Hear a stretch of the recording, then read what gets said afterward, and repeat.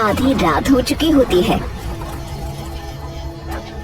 और उसी रात के साए में एक इंसान ढक कर चुपके से अम्मा के घर के पास आता है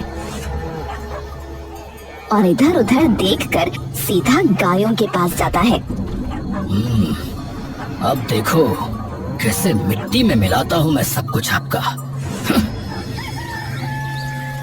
दिनागढ़ की सुबह चढ़ते ही कावेरी अम्मा अपनी साइकिल पर सवार हो दूध ले निकल जाती है और सबसे पहले बिरजो के घर आकर रुकती है। ए बिरजो, एरी दूध लाई हो तुम्हारा, ले ले बिटिया।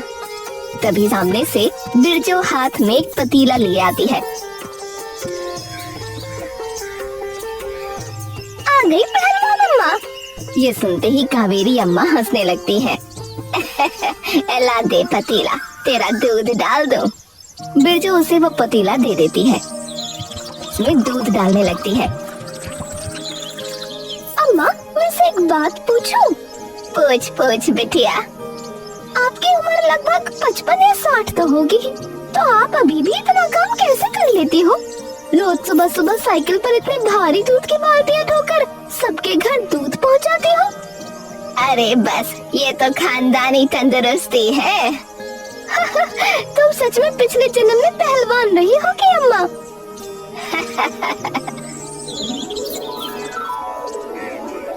कावेरी अम्मा बिरजो का दूध दे एक बार फिर अपनी साइकिल पर सवार हो जाती है। जैसे ही बाजार में खड़े सभी लोगों की नजर अम्मा पर पड़ती है, सब लोग आदर से उन्हें राम राम और नमस्ते करने लगते हैं। अरे राम राम कावेरी अम्मा। राम राम बिस्वा। बाबूजी कैसे हैं तुम्हारे? अरे एकदम ठीक है अम्मा, सब बढ़िया चल रहा है। अरे पाए लागो अम्मा। जीते रहो जीते रहो। अम्मा एक मुस्कान के साथ वहाँ से गुजर जाती हैं। अरे कमाल है अम्मा, है इतनी उम्र हो गई लेकिन जो सब भी वही जवानी वाला है। अरे और नहीं तो का। अरे अम्मा देखो कैसे फुर्ती से रोज साइकिल पर सबके लिए दूध जो है घर पहुंचाती है? और ऊपर से मन की इतनी साफ कि पूछो मत भैया। कावेरी की इस मजबूती की वजह से ही पूरे गांव में वो अम्मा पहलवान के नाम से शुमार थी। लेकिन अम्मा का ये मान सम्मान गांव में रहने वाले विमल सेठ को खूब खटकता था, जिसकी अपनी खुद की दूध की एक डेयरी थी।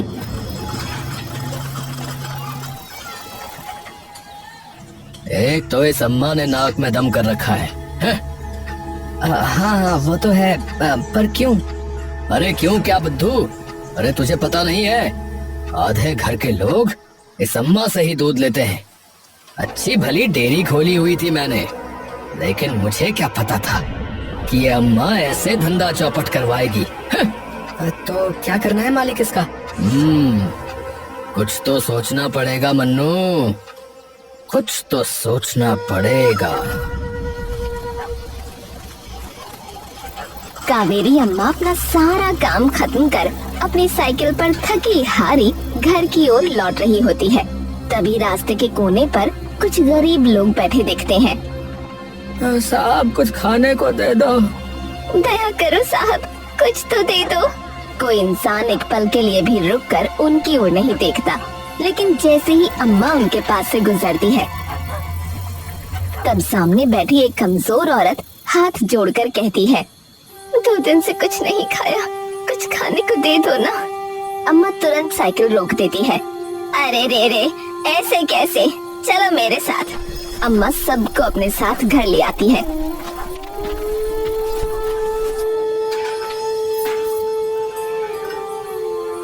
हे राम, आज ये बदन इतना क्यों दुख रहा है।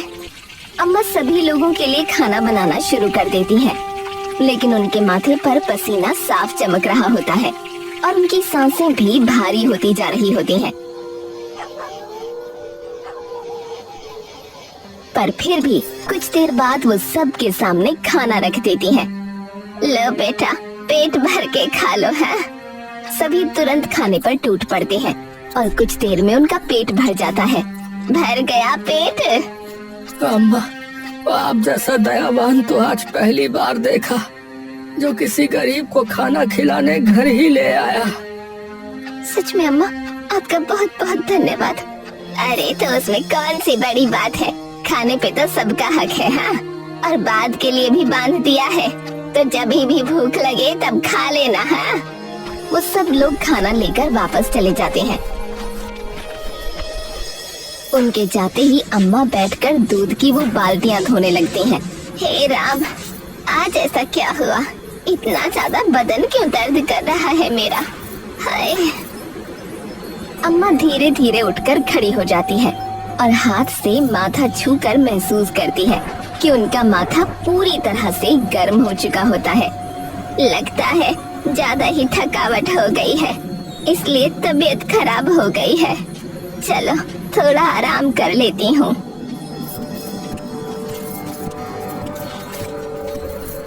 अम्मा जाकर अपनी खटिया पर लेट जाती है, लेकिन थोड़ी देर बाद उनका शरीर फिर से तपने लगता है। ऐसे तो ये बुखार ठीक ही नहीं होगा। अम्मा धीरे से उठकर एक पुराना कपड़ा पानी में भिगोकर अपने माथे पर रखकर फिर से लेट जाती है।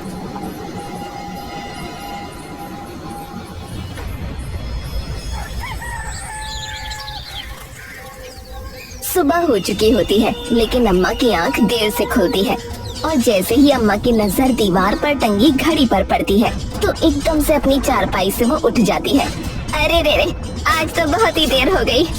अम्मा जल्दी जल्दी तबेले की तरफ भागती है, जहाँ 5-6 गायें बंधी होती हैं। अम्मा तेजी से उनका दूध निकालने लगती है और फटाफट सारा दूध बाल्टी में भर के एक बार अपनी साइकिल पर बैठकर फिर से सबके घर दूध देने निकल जाती है। अम्मा जल्दी से साइकिल रोककर आवाज लगाती है, ए बिरजो, एरिया दूध ले ले बिटिया। बिरजो थोड़ी सी नाराज सी बाहर आती है।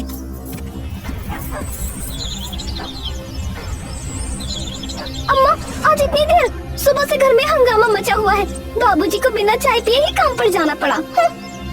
अरे बिटिया, कल रात तबीयत थोड़ी खराब हो गई थी। तो किसी को भेज देती ना अम्मा, आप अकेले ही सब काम करोगी क्या? अरे किसे भेजती बिटिया, मैं तो अकेले ही रहती हूँ। क्यों अम्मा, कोई बेटिया बेटा नहीं है आपका? अरे ना बिटिया, शादी के 2 साल बाद ही मेरे पति चल बसे और उनके जाने के बाद खुद ही अपना काम शुरू किया और चलाया, तभी से अकेले ही हूँ। बिरजो चुप हो जाती है और चुपचाप दूध ले लेती है। अम्मा फटाफट अगले घर दूध देने चली जाती है।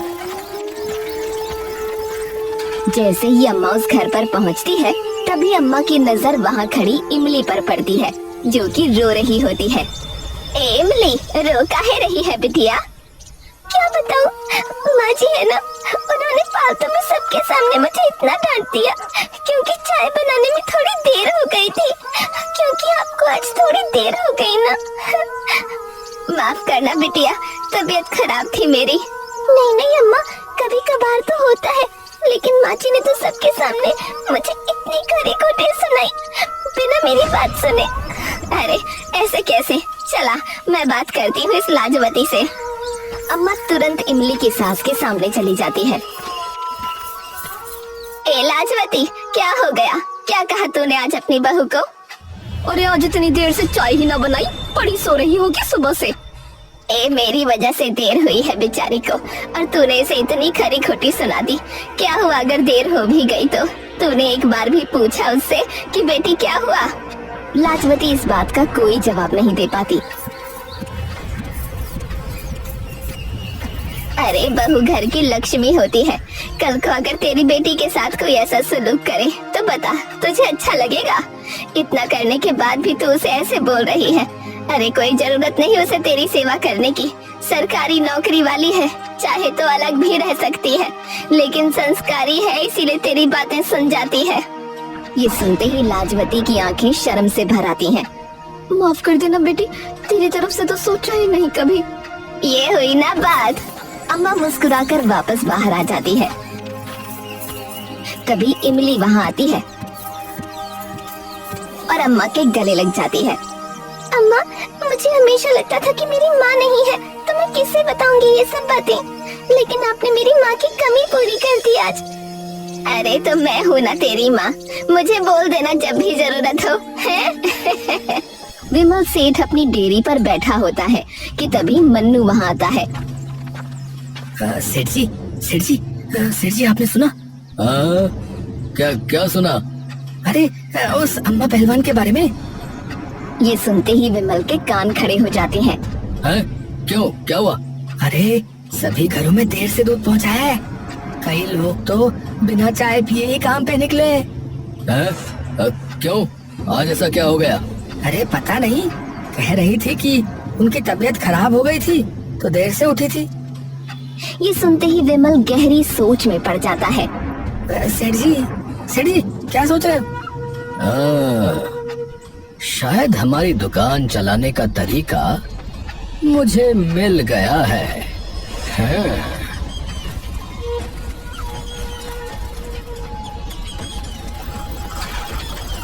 अम्मा एक बार फिर तपते बदन के साथ शाम को थकी हारी घर आती है और आते ही अपने बिस्तर पर लेट जाती है। हे भगवान, ये क्या हो रहा है? अम्मा एक बार फिर अपने सर पर पट्टी रखकर सो जाती है।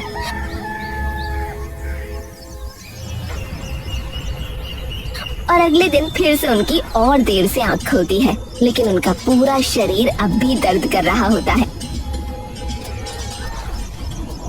अम्मा, आज फिर से इतनी देर? अरे पता नहीं, 2 दिन से तबीयत खराब हुए जा रही है, कल तो और ज्यादा, इसीलिए आज और देर से उठी मैं। अम्मा, अब डॉक्टर के पास जाकर दिखाओ ना, अगर कुछ बीमारी हुई तो। अरे कोई बात नहीं, वैसे ही मौसमी बुखार होगा। अम्मा उन्हें दूध देकर अपनी साइकिल पर सवार हो फिर से आगे की ओर जाने लगती है, लेकिन जैसे ही गर्मी का प्रकोप बढ़ता है वैसे ही उनकी आंखों के सामने का दृश्य एकदम धुंधला जाता है। अम्मा एकदम से अपनी साइकिल एक बड़े से नीम के पेड़ के पास जाकर रोकती है और उसके नीचे जाकर बैठ जाती है। तभी विमल सेठ, जो कि वहाँ से गुजर रहा होता है, उसकी नजर अम्मा पर पड़ती है। अरे ये क्या देख रहा हूँ मैं भला? विमल सेठ पूरी फुर्ती से अम्मा के पास जाता है। अरे क्या हुआ अम्मा, ऐसे माथा पकड़ के क्यों बैठी हो? अरे बेटा, कमबख्त इस तबीयत ने जान खा रखी है मेरी। अभी आ रही थी तो एकदम से सर चकरा गया, इसीलिए यहाँ बैठी हूँ। अरे आप तो घर जाकर आराम करो, अब इस उम्र में इतना काम थोड़े ही होता है भला। अरे पर ये दूध बाकी घरों में कौन पहुँचाएगा? अरे अम्मा, चिंता क्यों करती हो? अरे मैं हूँ ना, मैं अपने नौकर को बोल दूंगा, वो ले जाएगा। अरे तुम्हारा बहुत बहुत भला हो बेटा। अरे जाओ आराम से घर जाओ, है आपकी साइकिल भी मेरा नौकर शाम को घर छोड़ जाएगा, है। अम्मा मुस्कुराकर अपने घर चली जाती है और विमल तुरंत अम्मा की साइकिल अपनी दुकान पर ले जाता है। मन्नू जैसे ही विमल को अम्मा की साइकिल, तो वो एकदम चौंक कर उठता है। हाँ? अरे सेठ जी, ये आप अम्मा की साइकिल के साथ क्या कर रहे हैं? अरे बहस बाद में, पहले इसके अंदर जितना भी दूध है वो हमारे दूध में मिला दे। चल जल्दी कर। क्या? अरे कम सुनता है क्या? जो बोला है वो कर। मन्नू अम्मा की बाल्टी में से सारा दूध अपने दूध की बाल्टियों में मिला देता है। अब इससे क्या होगा मालिक? अब तो देखता जा कि इससे क्या होगा। विमल सेठ बाजार की ओर निकल जाता है और वहाँ जाते ही उसे वही बातें सुनने को मिलती हैं, जिसका उसे बेसब्री से इंतजार होता है। अरे भाई, पता नहीं अम्मा को क्या हो गया आज, है घर से ही नहीं आई लग रहा है दूध देने, और कल इतनी देरी से आई थी। ऐसे कैसे काम चलेगा? और भैया हमारे घर में कहाँ आई बताओ, है? और मेरे नहीं, आज तो कई लोगों के घर पे नहीं आई है, उनकी तबीयत वगैरह खराब है सुना है, तो भूल गई होंगी। अरे तबीयत खराब तो बहुत छोटी बात कह दी भाई। आज दोपहर में मुझे नीम के पेड़ के नीचे लेटी दिखी है। अरे क्या बात कर रहे हो सेठ? अरे भाई सच कह रहा हूँ। अब देखो, उनकी भी गलती नहीं है, उम्र हो गई है और इतनी धूप में इतने भारी भारी दूध के बर्तनों के साथ साइकिल चलाना अब आसान काम थोड़ी ना है, और आगे तो अब और परेशानी होगी जैसे जैसे उनकी उम्र बढ़ती जाएगी। लेकिन उसका मतलब ये भी नहीं है कि लोग उनके इंतजार में बैठे रहे हर रोज। भाई मेरे तो जो ग्राहक होते हैं उनको तो अपना दूध वक्त से मिल जाता है। बिल्कुल हाँ, मेरा नौकर तो जवान खून है, ऐसे फुर्ती के साथ सारे घरों में दूध देकर आता है कि पूछो ही मत। ये सुनते ही वो दोनों सोच में पड़ जाते हैं।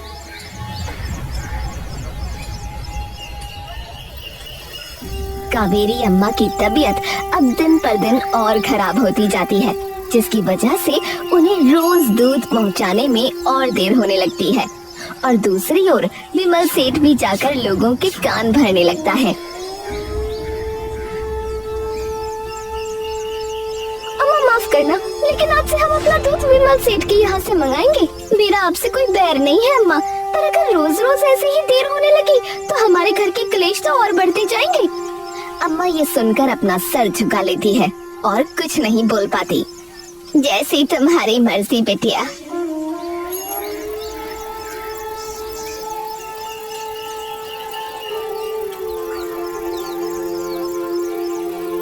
बेटा मैं कल से पूरी कोशिश करूंगी जल्दी आने की। बात वो नहीं है अम्मा, अरे आप तो जानती हैं कि मैं आपकी कितनी इज्जत करता हूँ, लेकिन सुबह सबको काम पे निकलना होता है ना, तो इसलिए जल्दी दूध चाहिए होता है। और आप मुझे जो है माफ कर देना, हमारा दूध हम कल से विमल सेठ के यहाँ से मंगा लेंगे। अच्छा। कुछ ही दिनों में कई लोग अम्मा को मना कर देते हैं।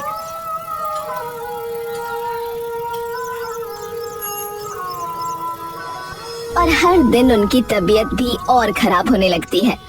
लगता है अब तो डॉक्टर के पास जाना ही पड़ेगा, वरना ऐसे ही बीमार रही तो सारा काम बंद हो जाएगा।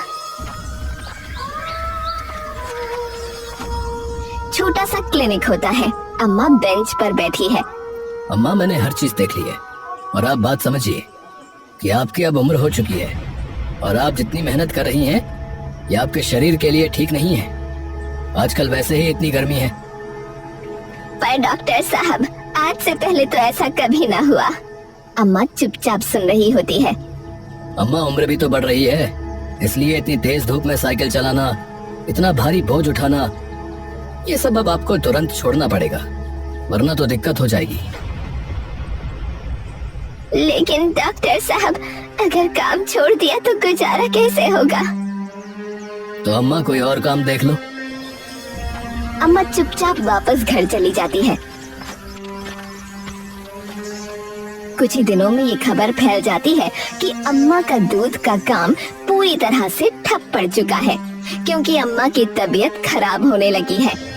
हे प्रभु, अब तो धीरे धीरे सारे बचे पैसे भी खत्म होते जा रहे हैं, और ये शरीर भी साथ छोड़ रहा है। अब कहाँ जाऊं भला? काश कोई औलाद होती मेरी तो। तभी उनके घर के बाहर कुछ दस्तक आती है। कौन है? अरे अम्मा दरवाजा खोलो, हम हैं। अम्मा उठकर दरवाजा खोलकर देखती है कि सामने वही गरीब आदमी और औरत खड़े हैं जिसे उन्होंने खाना खिलाया था। अरे आप लोग, आज भी भूख लगी है? आइए आइए, मैं बना देती हूँ आपके लिए खाना। अपने लिए नहीं अम्मा, आज आपके लिए आए हैं हम। मतलब?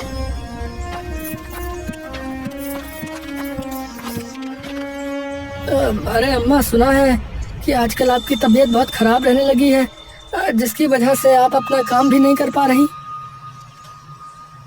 बस क्या बताऊं बेटा, उम्र का तकाजा है, फर्क तो पड़ना ही था।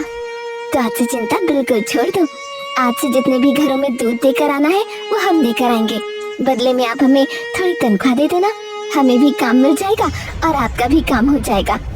ये सुनते ही अम्मा के चेहरे पर एक बड़ी सी मुस्कान आ जाती है। अरे हाँ, ये तो सही कहा तुमने। झुक झुक जियो मेरे बच्चों। ठीक है तो अम्मा, मैं कल सुबह आ जाऊंगी दूध निकालने, और फिर ये दूध बांटाएंगे। उससे पहले मुझे जाना पड़ेगा हर घर ये बताने कि अब उन्हें चिंता करने की जरूरत नहीं है, अब से दूध जल्दी आएगा। अम्मा अपनी साइकिल उठाकर अपने पुराने ग्राहकों के घर पहुंचती है और उन्हें ये बात बता देती है।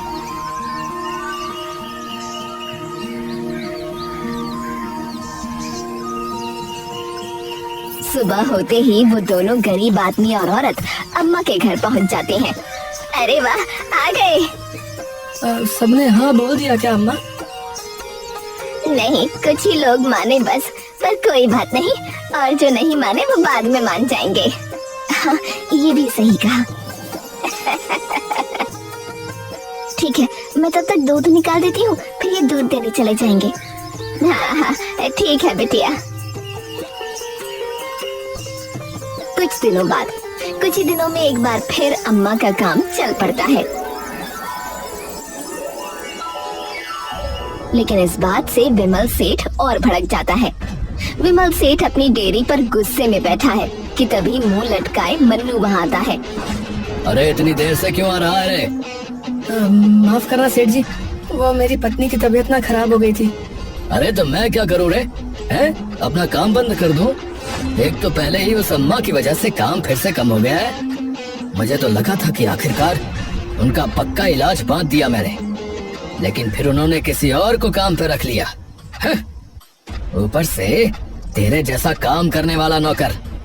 तुम सभी मिलकर मेरा काम बंद करवाओगे और कुछ नहीं। हाँ, पर सेठ जी, मेरी बीवी बीमार थी और अब भी पूरी तरह से ठीक नहीं हुई है, फिर भी मैं काम पर आया हूँ। अरे हाँ हाँ, ठीक है ठीक है। ये दूध आया है, इसे इन बाल्टियों में भर फटाफट। अरे अरे अरे अरे, ये क्या कर दिया रे तूने? अरे निकम्मे, क्या कर दिया? माफ कर दीजिए सेठ जी, वो गलती से फिसल गया हाथ से मेरे। अरे निकम्मे, अरे गलती तो मैंने कर दी तुझे काम पर रखकर। तू वैसे ही देर से आता है और नुकसान और कर दिया मेरा। एक काम कर तू, अब तू यहाँ से जा और कल से काम पर मत आना। जा यहाँ से। नहीं सेठ जी, ऐसा मत कीजिए, आगे से ऐसा नहीं होगा सेठ जी। अरे मैंने कहा ना, जा यहाँ से, मुझे शक्ल नहीं देखनी तेरी। मन्नू रोता हुआ वहाँ से निकल जाता है। अम्मा धीरे धीरे साइकिल चलाते हुए बाजार की तरफ जा रही होती है। तभी उसकी नजर एक चाय की टपरी पर पड़ती है, जहाँ मन्नू बैठा रो रहा होता है। अम्मा तुरंत साइकिल रोक कर उसके पास जाती है। अरे मन्नू बेटा, क्या हुआ, रो क्यों रहा है? मन्नू पहले चुप रहता है, फिर बोलना शुरू करता है। क्या बताऊं अम्मा, घर पर बीवी की तबीयत खराब है और आज सेठ जी ने भी काम से निकाल दिया। पर क्यों? गलती से दूध गिर गया था, बस उसी बात पर। अम्मा कुछ देर तक मन्नू की ओर देखती रहती है। तुम एक काम करो, कल से मेरे लिए काम करो। हाँ? आपके लिए अम्मा? हाँ, मेरे लिए, क्यों नहीं करोगे? मन्नू के चेहरे पर हल्की सी मुस्कान आ जाती है। हाँ अम्मा, मैं करूँगा, जरूर करूँगा अम्मा, जरूर करूँगा। ठीक है, कल सुबह जल्दी आ जाना। हाँ। अगले दिन से ही मन्नू भी अम्मा के लिए काम करना शुरू कर देता है और कुछ ही दिनों में लोग धीरे धीरे फिर से अम्मा से दूध लेना शुरू कर देते हैं, जिसकी वजह से विमल सेठ का धंधा एक बार फिर से ठप पड़ जाता है। अरे सुबह से एक भी ग्राहक नहीं आया, जो थे वो भी चले गए। अब तो इस अम्मा का इलाज करना ही पड़ेगा। हाँ, करना ही पड़ेगा। आधी रात हो चुकी है और उसी रात के साए में विमल मुंह ढककर चुपके से अम्मा के घर के पास आता है और इधर उधर देखकर सीधा गायों के पास जाता है। अब देखो कैसे मिट्टी में मिलाता हूँ मैं सब कुछ आपका।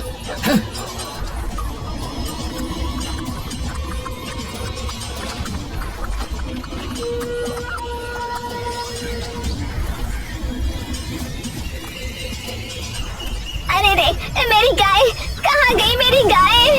हाय! अम्मा घबरा कर इधर उधर देखने लगती है, लेकिन उसे एक भी गाय कहीं नहीं दिखती। अम्मा चुपचाप अंदर आकर बैठ जाती है।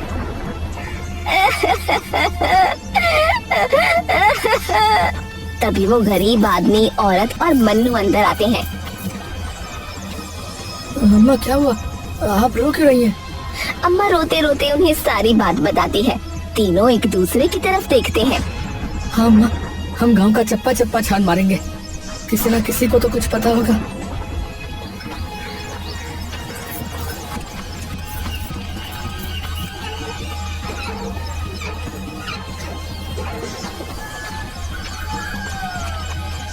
सुबह से शाम हो जाती है, लेकिन तीनों में से किसी को भी अम्मा की किसी गाय का कोई पता नहीं लगता।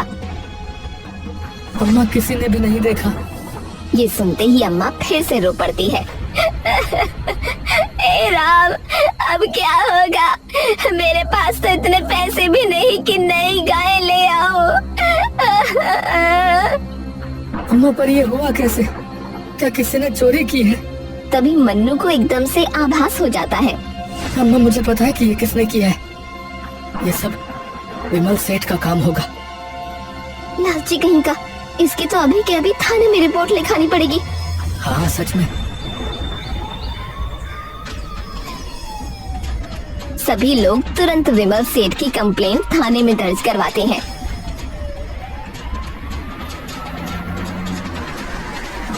पुलिस विमल सेठ को पकड़कर बाहर लाती है। अरे अरे इंस्पेक्टर साहब, अरे माफ कर दो, गलती हो गई इंस्पेक्टर साहब, गलती हो गई।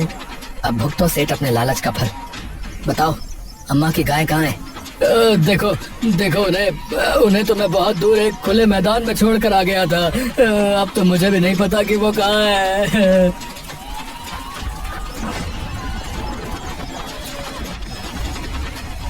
अम्मा चुपचाप चिंता में बैठी होती है। अब क्या करूं? कहां से लाऊं इतने पैसे? ऊपर से तुम लोगों का काम भी चला गया। चिंता मत करो अम्मा, कुछ ना कुछ जरूर हो जाएगा। हाँ अम्मा, आप चिंता मत करो, हम लोग आपको छोड़कर कहीं नहीं जाएंगे। तभी इमली वहाँ आती है और आकर अम्मा के पास बैठ जाती है। अम्मा क्या हुआ? अरे क्या बताऊं बेटिया? बताओ ना अम्मा, जब तक नहीं बताओगी तब तक कैसे समझ आएगा? अम्मा इमली को सब बात बता देती है। इमली कुछ देर चुप रहती है। अम्मा ये लो, इससे 4-5 गाय आ जाएंगी। अरे नहीं बिटिया, ये कैसे ले लूं मैं? ये तो तुम्हारे हैं। क्यों अम्मा, आपने ही तो कहा था आप मेरी माँ हो। फिर बेटी अपनी माँ के काम नहीं आएगी क्या? अगर बेटी नहीं आएगी तो कौन आएगा? अम्मा की आंखें भर आती हैं। धन्यवाद बेटिया, तुम सबका ये एहसान मैं कभी ना भूलूंगी। अम्मा ये सब आपके कर्मों का फल है। आपका दिल इतना साफ है, इसीलिए आज सब आपके साथ खड़े हैं।